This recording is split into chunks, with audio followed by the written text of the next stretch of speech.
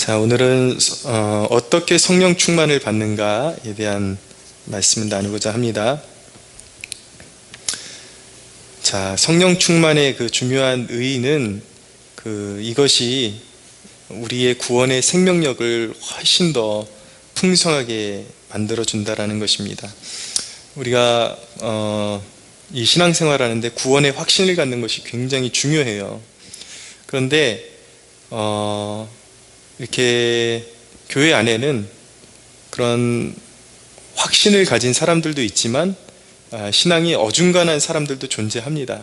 미미적거리고 굉장히 미온적이고 구원 받았는지 안 받았는지 이렇게 확인할 길이 없는 그런 사람들도 존재합니다. 그러니까 자기 자신도 늘 어떻게 생각하면 구원 받은 것 같기도 하고 아닌 것 같기도 하고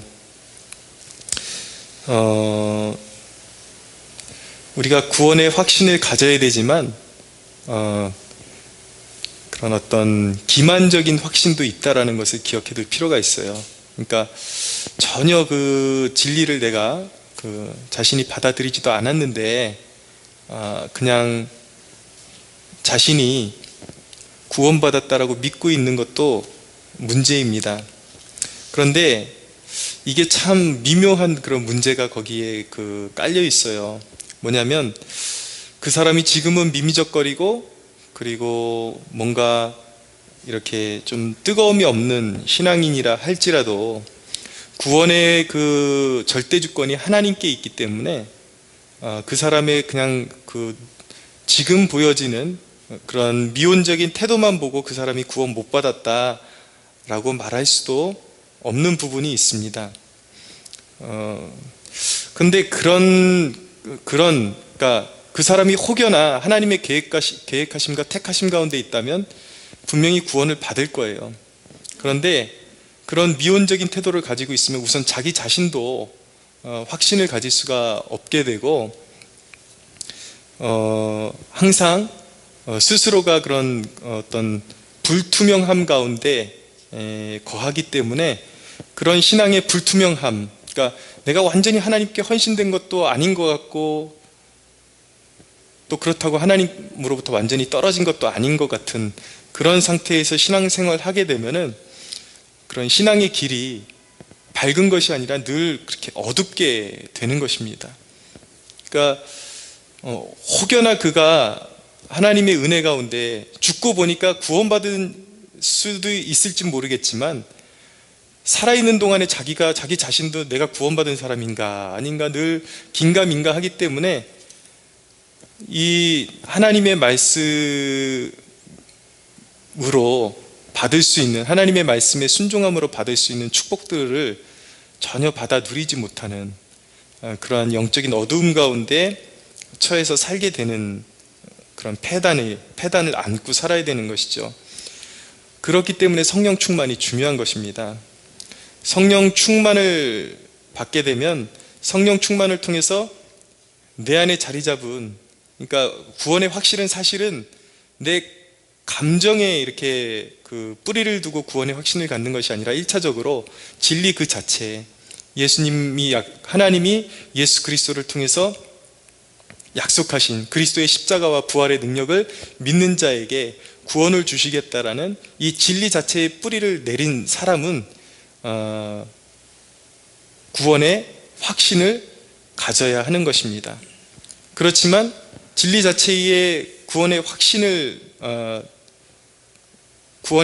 뿌리를 두지만 거기에 경험이 같이 수반되어야 이 내가 믿는 진리와 성령 체험의 그 체험의 경험이 조화를 이룰 때에 우리가 진정으로 내가 하나님의 자녀라는 그 확신이 훨씬 더 풍성해지고 거기서 누릴 수 있는 영적인 혜택이 너무나도 풍성하다라는 것을 알아둘 필요성이 있습니다.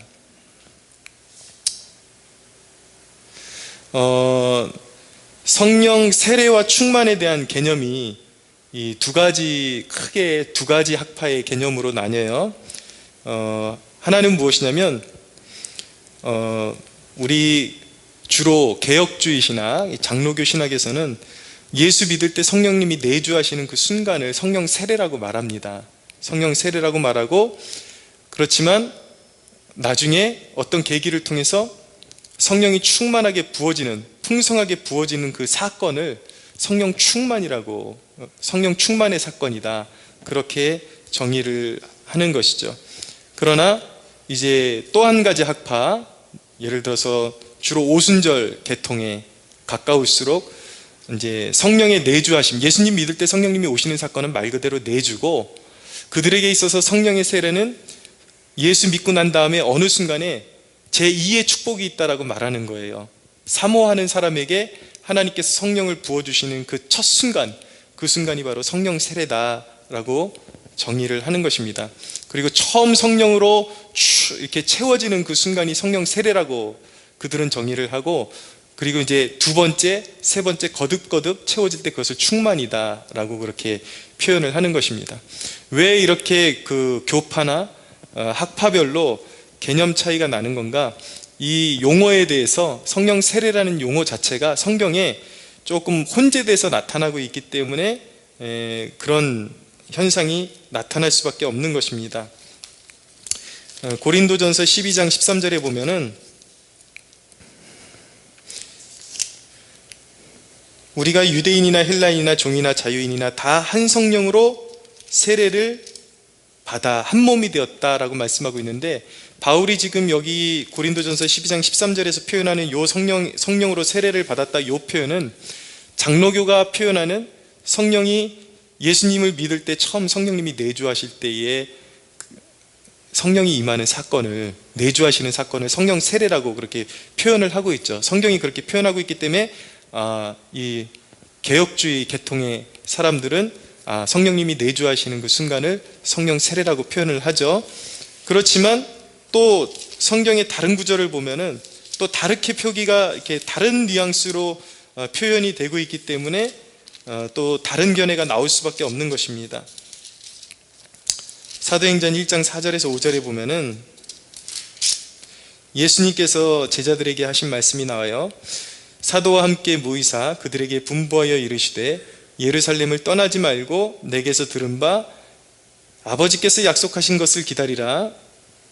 요한은 물로 세례를 베풀었으나 너희는 몇 날이 못되어 성령으로 세례를 받으리라 하셨느니라 라고 말씀하고 있어요. 자, 지금 제자들의 그 상태는 이미 예수님을 구주로 영접한 상태이기 때문에 성령님이 내주하시는 상태인데, 예수님이 몇 날이 못되어 너희가 성령의 세례를 받을 것이다, 성령의 세례를 사모하라, 다른 성령의 세례가 있다는 것을 분명히 예수님께서 말씀하고 있죠. 그러니까 성경 구절에 따라서 이것이 혼재되고 있기 때문에 교파별로 어느 것을 취하느냐에 따라서 이제 그런 개념적인 차이가 나는데 어렵게 들으실 필요가 없습니다.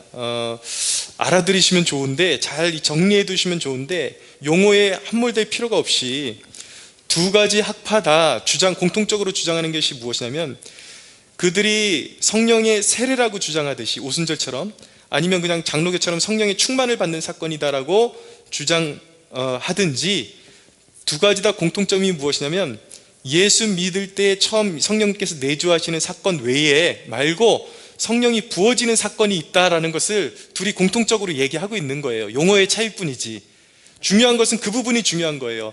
예수 믿을 때 성령님께서 우리 안에 오시지만 성령에 충만해지는 사건이 따로 있다라는 거예요. 그런데 하나님의 뜻은 무엇인가? 하나님의 뜻은 모든 성도들이 성령의 충만을 받기를 원하시는 것입니다. 할렐루야. 예, 그래야 우리 안에 하나님의 생명력이 풍성해지고 성령의 능력이 우리 안에서 풍성해지기 때문인 것입니다. 그러니까 성령 충만받지 못하면 예수를 믿긴 믿는데 늘 무미건조하고, 그냥 그런 어떤 습관적인 그런 신앙인, 그 틀에서 벗어나기가 너무 힘든 거예요. 힘든 거죠. 그 이상을 벗어날 수가 없는 거예요. 하나님에 대해서 인격적으로 알고 구원의 그 감동과 감격을 잘 알고 하나님께서 부어주시는 여러 가지 신령한 은사들을 우리가 받아서 그것을 응용하고 적용하고 삶에서 그 풍성함을 누리며 살기 위해서는 어때요? 성령 충만을 반드시 받아야 되는 거예요. 그래서 성령 충만을 받아야 내가 진정으로 하나님께 속한 사람이라는 걸 더 확실하게 깨닫고 내 일생에 살아가면서 절대로 주님을 떠나지 않는 그 성령의 충만함이 고난도 이기게 해주고 어떤 역경이 와도 하나님께로부터 등을 돌리지 않게 해주는 그런 놀라운 우리의 신앙의 축복이 되기 때문에 우리는 선택의 여지가 없이 모두가 성령의 충만함을 받아야 하는 것입니다. 성령 충만을 통해 누리는 하나님과의 인격적인 교제가 있습니다. 이 존 플레블이라는 청교도 목사님의 고백이 있어요. 이 목사님이 이 성령의 충만함, 하나님의 충만한 임재를 경험하기 전과 경험한 후의 차이를 이야기하실 때 이렇게 고백하고 있어요. 전에 읽었던 모든 책들이나 하늘에 대해서 들었던 수많은 강론에 의해서 보다도 그 체험에 의해서 하늘의 빛을 더 많이 이해하게 되었다라는 것입니다. 성령의 충만함을 받지 못한 상태에서 성경을 아무리 공부를 많이 해도 그것은 그냥 지식의 축적밖에는 안 되는 거예요. 아무리 1000가지, 10,000가지 하나님에 대한 정보를 머릿속에 쌓고 있지만 그가 진정으로 하나님을 알고 있다라고 말하기에는 역부족인 것이죠. 그런데 성령의 충만을 통해서 하나님의 임재를 충만하게 경험하게 될 때에 그동안 수많은 하나님에 대한 정보를 쌓은 것보다 그 한순간에 하나님을 더 깊게 이해하게 되고 하나님을 더 사랑하게 되고 나를 향하신 하나님의 풍성하신 그 사랑을 느끼고 깨닫게 된다라는 것을 이야기하고 있는 것입니다. 그럼 중요한 대목은 이것이죠. 어떻게 하면 우리가 성령의 충만함을 받을 수 있는가? 성령의 충만함을 받으려면 첫째로 대가지불을 해야 하는 것입니다. 대가지불이 필요해요. 그냥 받는 것이 아니라 반드시 그것을 받고자 몸부림을 쳐야 그것을 받는 것입니다. 근데 몸부림 친다 그러는 게 그 전제는 무엇이냐면 믿음이 수반되는 거예요. 그러니까 여기에도 나의 자격을 보고 주시는 것이 아니라 사모하는 영혼에게 만족함을 주신다라는 그 믿음을 가지고 이것을 사모할 수 있어야 하는 것입니다. 할렐루야.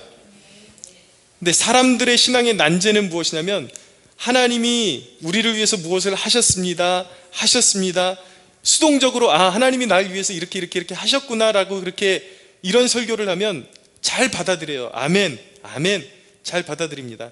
그런데 난제는 무엇이냐면 하나님이 우리에게 약속해 놓으시고 이미 부어주시기로 약속하신 것을 우리가 받기 위해서 취해야 될 어떤 액션을 요구를 하면 마치 예수님 앞에서 돌아섰던 부자 청년처럼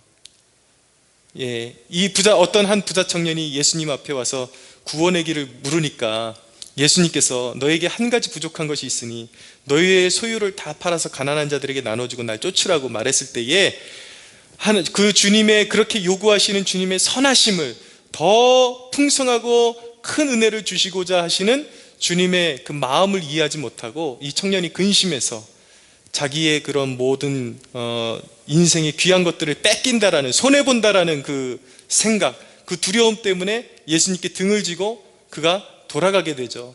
마치 많은 그리스도인들의 모습이 이와 같을 때가 많습니다. 하나님께서 이미 다 준비해 놓으신 것을 어떻게 해야 받을 수 있다, 이렇게 하면 받을 수 있다라고 그렇게 어떤 요구 조건을 걸면은 그때부터 사람들이 근심하기 시작해요. 나는 그렇게 그것을 위해서 수고하고 애쓰고 대가를 지불할 의향이 없다라는 것이죠. 나는 그렇게 수고롭게 성령 충만 같은 거 받기 싫어요. 힘들어요. 대가 지불을 할 생각을 하지 않는 것입니다. 그러니까 사람들의 영혼이 핍절하고 그 하나님의 그 영적인 축복의 깊은 세계로 한번 들어가 보지도 못하고 신앙생활을 계속해서 이어가면서 메마른 신앙생활을 해야 하는 그런 불행 가운데 처하고 있는 것입니다. 대가 지불이 필요해요. 그 대가 지불이 무엇입니까? 성경에서 말씀하는 성령 충만으로 가는 가장 확실한 길은 오로지 기도하는 것입니다. 하나님의 자비하심, 구하는 자에게 내 얼굴을 찾고 찾으면 만나리라. 할렐루야. 너는 내게 부르짖으라 내가 너에게 응답할 것이다. 하나님의 선한 약속. 예수님께서 말씀하셨어요. 악한 자라도 자기 자식에게 좋은 것으로 자기 자식이 구하면 좋은 것으로 줄 줄 알거든. 하물며 하늘에 계신 너희 아버지께서 어찌 구하는 자에게 성령을 주시지 아니하겠느냐라고 누가복음에 말씀하고 있는 것이에요. 여러분, 성령을 주시겠다라는 것은요, 부어주시겠다라는 것은 모든 성도들에게 공통적으로 하나님께서 약속하고 계시다라는 것을 믿으시기 바랍니다. 그것을 우리는 기도로 취하는 거예요. 그래서 예수님께서 너희는 아버지께서 약속하신 것을 기다리라는 그 약속을 받고 제자들이 첫째로 취했던 액션이 무엇이었습니까? 행동이 무엇이었습니까? 사도행전 1장 14절에 보면 이렇게 말씀합니다. 여자들과 예수의 어머니 마리아와 예수의 아우들과 더불어 마음을 같이하여 오로지 기도에 힘쓰더라 라고 말씀하고 있어요. 오로지 기도에 힘쓰더라. 기도에 전무했다라는 것입니다. 그것을 사모하고 그것의 가치를 깨닫고, 그리고 하나님 앞에 하나님이 약속하셨으니까 기도하면 부어주시리라는 그 약속을 믿고 오로지 기도하기에 힘썼다라는 것입니다. 그래서 힘써 기도하는 그 간구의 기도를 통해서 우리는 성령 충만을 받을 수가 있게 되는 것입니다. 우리가 역사 속에서 성령 충만을 실제로 받았던 사람들의 그 사례를 살펴보는 것이 우리에게 더욱 사모함을 일으키고, 또 어떻게 하면 우리가 그 세계로 들어갈 수 있는지 더욱 좀 더 이렇게 깊은 통찰력을 우리에게 줄 수가 있을 것입니다. 그래서 역사 속에 보면 이 조나단 에드워즈라는 분이 있는데, 제가 가끔 말씀드리는 분이에요. 미국의 제1차 대각성 운동에 그 하나님 앞에 귀하게 쓰임 받았던 그런 목사님이십니다. 세계가 낳은 전 세계에서 가장 탁월한 신학자 중에 한 명이라고 이야기하는 이분이 어떻게 성령 체험을 하게 되었는지 한번 들어보시기 바랍니다. 1737년 나는 내 건강을 위해서 말을 타고 숲을 찾아갔었다. 늘 하던 방식대로 어느 장소에서 말에서 내려 경건한 묵상과 기도를 하면서 걸어갔다. 나는 그때 내게는 이상한 하나님과 사람 사이의 중보자인 하나님의 아들의 영광을 생각하였고, 그의 놀랍고 위대하고 충만하고 순결하고 달콤한 은혜와 사랑과 온유하고 친절한 겸손을 생각했다. 그처럼 고요하고 신선하게 보였던 이 은혜가 하늘 위에서도 역시 위대하게 보였다. 그리스도의 인격이 말로 나타낼 수 없이 탁월하게 나타나 보였다. 모든 생각과 상념을 삼키기에 충분히 위대한 탁월함을 가진 분으로 나타났다. 그런 일이 판단하기에 1시간가량이 되지 않았나 한다. 나의 거의 대부분의 시간을 눈물이 범벅이 되어 큰 소리로 울었다. 나는 영혼의 열심이 없어져 버리고 소멸된 것 같이 느꼈다. 어떻게 달리 표현할 방도가 없다. 영혼의 열심이 먼지 속에 파묻혀 버리고 그리스도만으로 충만해 있었고, 거룩하고 순결한 사랑으로 그를 사랑하는 것을 느꼈다. 또한 내 영혼이 완전히 성화되고 신적이고 천상적인 순결로 깨끗해진 것 같이 느꼈다라고 그렇게 자신의 경험을 기록하고 있습니다. 그러니까 이 조나단 에드워즈 같은 경우는 일상에서 이렇게 말을 타고 나가서 한적한 곳에 가서 예수님이 나를 위해서 하신 사건을 묵상하고 예수님이 하신 그런 일들을 깊이 묵상할 때에 성령 충만을 받는, 성령의 깊은 임재를 경험하는 그러한 축복을 누릴 수 있었다라는 거예요. 그러니까 성령 충만으로 가는 길에는 예수님께서 우리를 위해서 행하신 일을 깊이 묵상하는 일이 성령 충만으로 가는 통로가 될 수 있다는 것을 우리가 기억할 필요가 있는 것입니다. 조나단 에드워즈 같이 개인적으로 제가 이렇게 한정된 시간 속에서 설교를 하고 있기 때문에 그냥 대표적으로 한 사람의 사례를 이렇게 따왔지만, 정말 역사 속에 이와 동일한 축복을 받아 누린 사람들의 이야기가 너무나도 많아요. 저 또한 이렇게 신앙생활하면서 이런 주님에 대해서 묵상할 때 이런 하나님의 임재에 깊이 잠기곤 하는데, 제가 굳이 이렇게 어떤 위대한 신학자의 그런 사례를 들어서 다시 표현하는 이유는 무엇이냐면, 그래도 지금 그냥 일개 목사가 경험을 이야기하는 것보다 기독교 역사상 공인된 하나님의 사람이 이런 체험을 동일하게 했었다라는 것을 이야기할 때에 그 사례가 더욱더 공신력이 생기기 때문에 제가 이렇게 말씀드리는 거예요. 이야기의 요지는 무엇이냐면, 이런 사람들이 경험했던 성령 충만과 임재의 사건이 과거 몇백 년 전에 일어났던 그런 아득한 이야기가 아니라 오늘날 우리가 신앙하고 있는 이 삶의 현장에서, 예배의 자리에서 동일하게 이루어지고 있다는 것을 여러분들에게 상기시켜 드리는 것입니다. 할렐루야. 그래서 여러분, 말씀을 듣고 성경 말씀을 읽고 감동이 되는 부분이 있으면, 하나님이 정말 나를 이렇게 사랑하시는 분이구나, 하나님이 이렇게 위대한 일을 행하시는 분이시구나, 그것을 읽고 그냥 스쳐 지나가게끔 두지 마시고 주기적으로 습관적으로 그 일을 묵상할 때에 성령님께서 어느 순간 그 생각 가운데 나타나시고 그 영혼을 사로잡아서 성령의 임재로, 하나님의 깊은 임재로 이끌어 가시고 충만케 하실 줄 모른다라는 그런 기대감을 가지고 여러분들 말씀 묵상에 늘 힘쓸 수 있어야 하는 것입니다. 이런 개인적인 수많은 체험들이 있고요, 집단적인 체험도 있습니다. 1907년도에 이 나라의 평양에서 대부흥 사건이 일어났습니다.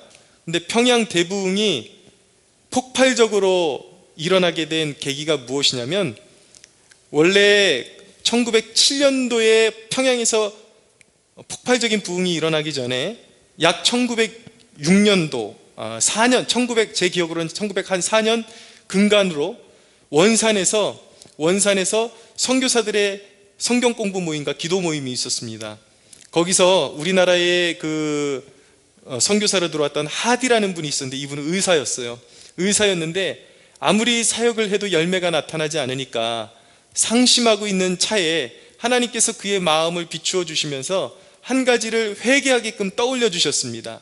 그것이 무엇이냐면, 자신은 엘리트고 정말 좋은 대학을 나오고 또 서양인이고 자신이 그런 문명화된 그런 의식을 가지고 이 조선이라는 나라에 들어와 보니까 너무 미개해 보이는 거예요.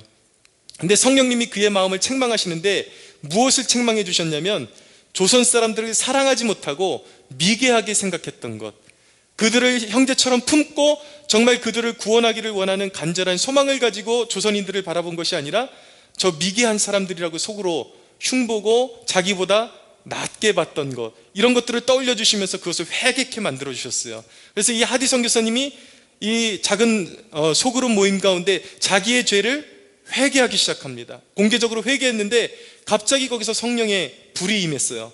성령이 불이 임하면서 같이 있던 선교사님들이 같이 회개하기 시작하고 거기서부터 불이 계속 옮겨 붙기 시작하는 것이죠. 그러면서 결정적으로 1907년도에 평양의 장대현 교회에서 놀라운 부흥이 일어나는데, 거기서도 비슷한 또 역사가 일어나게 됩니다. 우리나라의 그 부흥의 중심에 쓰임받았던 그런 목사님 중에 한 분이 길선주라는 분이 있습니다. 원래는 길선주 장로님이었는데, 당시에 이 길선주라는 분이 당시에 신앙심이 꽤 이미 자리 잡은 상태였어요. 자기가 교회의 그런 어떤 지도층에 속해 있었는데, 어느 날 교회 집회 때에 자기의 죄를 토설하는 일이 벌어집니다. 무엇이냐면, 친구가 맡겨놓은 돈이 있는데, 친구가 자기 가족에게 좀 전해달라고 맡겨준 돈이 있는데, 그것을 탐심을 가지고 그 돈을 맡아가지고 전해주지 않고 자기 주머니에 쏙 넣은 거예요. 그러니까 하나님이 그것에 대해서 찔림을 주실 때에 이 길선주라는 분이 공개적으로 그것을 회개를 했더니 갑자기 거기에 성령님의 폭발적인 임재가 나타나면서 막 여기저기서 회개하기 시작합니다. 그러면서 어떤 사람은 당시만 해도 이제 시대적으로 배경이 그러니까 첩을 많이 두고 있던 것들을 막 회개하고, 그리고 종들에게 학대했던 것들, 그런 것들을 회개하고, 그리고 술 취함 같은 것들을 회개하고, 그리고 어떤 여인 같은 경우는 급박한 상황 가운데 그런 자기 자녀를 갖다가 고의적으로 이렇게 벽에 부딪히게 해가지고 살해했던 것, 이런 것들을 다 토설하고 회개하기 시작하면서 폭발적인 성령의 역사가 일어나면서 부흥의 불길이 퍼져나가게 된 것입니다. 그러면서 당시에는 교회에 가면 하도 죄를 내가 죄인이요 내가 죄인이요 이러니까 순사들이 야 우리 한건 올리려면 교회 가야 돼 라는 말이 실제로 존재했을 정도예요. 왜냐하면 거기는 취조하지 않아도 교회에 가면 내가 죄인입니다 내가 죄인입니다 하는 사람들이 있으니까 그 옆에서 잘 듣고 있다가 하나 잡아가려고 순사들이 교회에 왔다가 자기가 성령 받고 뒤집어져 가지고 내가 죄인입니다 라고 회개하고 완전히 변화돼 가지고 완전히 하나님의 그런 선한 일꾼들로 변화된 그런 사례들이 실제로 역사적인 문헌으로 남아있는 것입니다. 중요한 것은 무엇이냐면 성령 충만으로 가는 관문 중에 가장 중요한 관문이 무엇이냐면 우리의 죄를 면밀히 살피고 우리가 하나님 앞에 회개할 때 하나님께서 충만의 문을 열어주신다는 것을 믿으시기 바랍니다. 여러분, 성령 충만의 경험은 항상 어떤 공통점이 있어요. 역사 가운데 어떤 설교를 듣는 중에, 그리고 예수 그리스도의 그 선하심을 묵상하는 중에, 그리고 기도 중에 경험하게 됩니다. 항상 말씀과 기도를 떠나서 이것이 경험되어지지 않는다라는 거예요. 그러니까 여러분, 성령 충만을 사모하시고 성령 충만을 받으려면 어떻게 되는가? 그 은혜의 통로를 계속해서 열어놓으셔야 돼요. 항상 말씀에 가까이 지내고 항상 성경을 펴들고, 성경을 처음에는 이것이 이해가 됐든지 되지 않든지 이것을 이해시켜 주시는 분은 하나님이라는 믿음을 가지고 계속해서 성경을 읽고, 그 중에서도 아무리 성경이 이해가 안 가도 왠지 하나님께서 이거는 나에게 주시는 것 같은데, 그리고 이렇게 뭉클하게 와닿는 말씀이 분명히 있어요. 그런 데서는 그냥 막 넘어가지 말고 그것을 잠시 머무르면서 묵상하고 말씀을 충분히 읽고 묵상하고 기도하고, 이런 생활들이 반복될 때에 성령님께서 어느 순간 그 영혼을 방문하시고 그리고 충만케 하시는 역사가 일어나게 될 것을 믿으시기 바랍니다. 성령의 충만함을 받으려면 일단 사모함이 관건인 것입니다. 사모함이 있어야 되는데, 이 원리가 마치 그렇습니다. 아이가 부모가 가지고 있는 좋은 것을 얻으려면은 그냥 그것을 무조건 주세요 때만 쓰는 그런 자세보다도 그 부모의 마음을 흡족하게 만들려는 그런 노력 또한 필요하다라는 것이죠. 그래서 성령 충만을 정말 사모한다면 의식적으로 하나님께서 기뻐하시는 일이 무엇인지를 우리가 찾고 깨닫고 하나님의 말씀에 따라서 순종하려고 하고, 하나님의 기쁨이 되기 위해서 이 일을 하면 하나님이 기뻐하시지 않을까, 항상 그런 기대감을 가지고 순종할 때에 하나님께서 그 일을 기뻐하시고 우리의 순종을 연락하신다라는 것. 우리가 하나님의 기쁨이 되고자 노력할 때 하나님께서 우리에게 가장 귀한 것을 부어주실 가능성이 훨씬 더 커진다라는 것을 우리가 깨닫기를 원합니다. 여러분, 이 성령 충만의 축복이 너무나도 귀한 것입니다. 마틴 로이드 존스라는 목사님은 하나님의 임재에 관한 설교를 했었는데, 거기에서 구약시대의 그 예증을 들면서 하나님께서 성도를 인도하는 방법이 두 가지가 있다는 것을 강조하고 있어요. 하나는 무엇이냐면, 하나님이 직접 가시지 않고, 하나님의 백성들과 직접 가시지 않고 천사들을 통해서 앞서 보내시는 것입니다. 출애굽기에 보면 분명히 나타나는데, 모세가 하나님의 산 호렙산에서, 이제 그 시내산에서 율법을 받죠.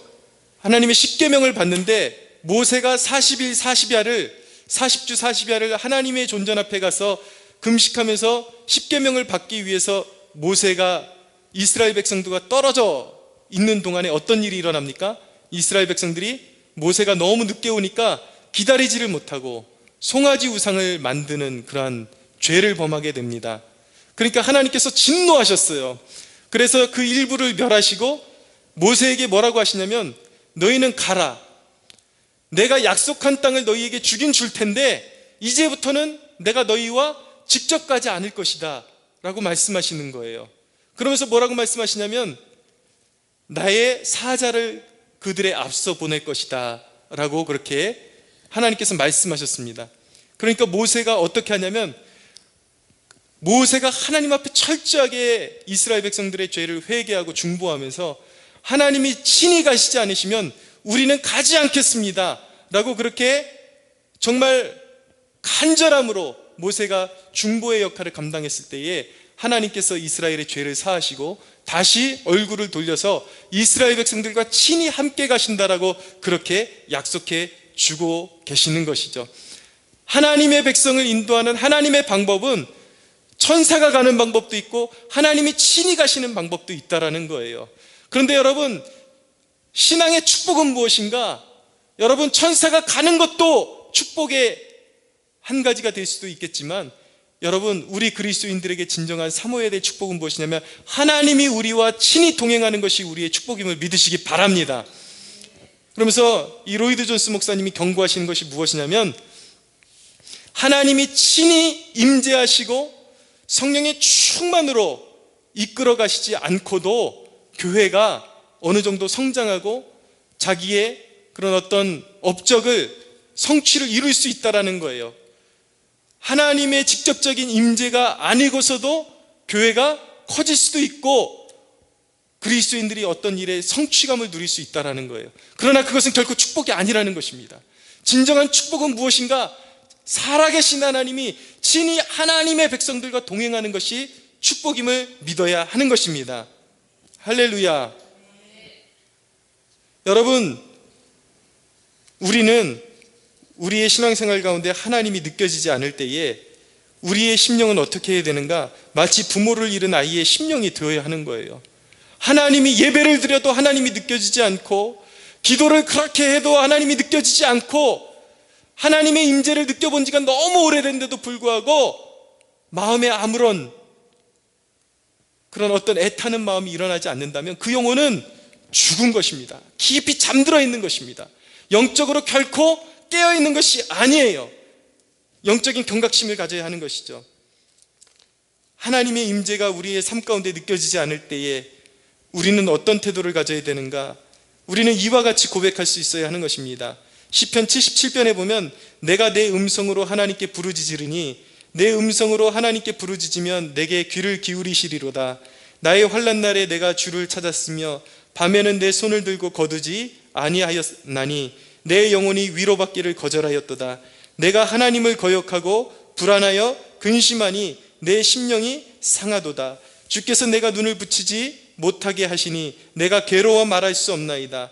내가 옛날 곧 지나간 세월을 생각하여 싸우며 밤에 부른 노래를 내가 기억하여 내 심령으로 내가 내 마음으로 간구하기를 주께서 영원히 버리실까? 다시는 은혜를 베풀지 아니하실까? 그의 인자하심은 영원히 끝났는가? 그의 약속하심도 영구히 패하였는가? 이 시편의 기자가 하나님의 임재가 더 이상 느껴지지 않으니까 하나님의 은혜가 이제는 나에게 끝난 것인가?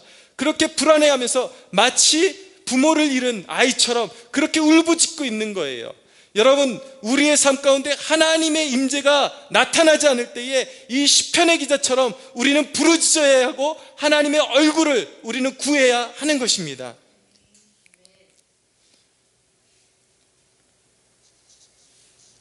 여러분, 한 가지 더 당부하자면 여러분들이 성령의 충만을 사모한다면 전도해야 합니다. 왜냐하면 성령 충만은 이 시대 가운데 우리에게 사명이 있기 때문에 부어주시는 것이기 때문이에요.